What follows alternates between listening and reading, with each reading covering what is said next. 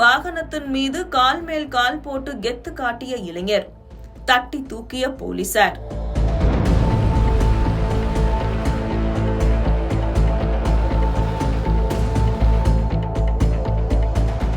திருவள்ளூர் மாவட்டம் கும்மிடிப்பூண்டி வட்டாட்சியர் அலுவலகத்தின் அரசு வாகனம் மீது ஏறி கால் மேல் கால் போட்டு ரீல்ஸ் வீடியோ எடுத்து சமூக வலைதளங்களில் வெளியிட்ட இளைஞர் கைது செய்யப்பட்டுள்ளார்.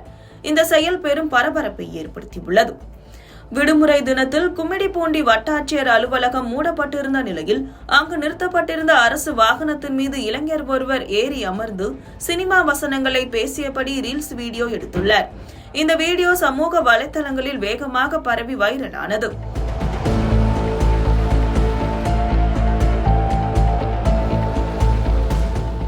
இந்த சம்பவம் குறித்து கும்மிடிப்பூண்டி வட்டாட்சியர் அலுவலகம் சார்பில் கும்மிடிப்பூண்டி சிப்காட் காவல் நிலையத்தில் புகார் அளிக்கப்பட்டது.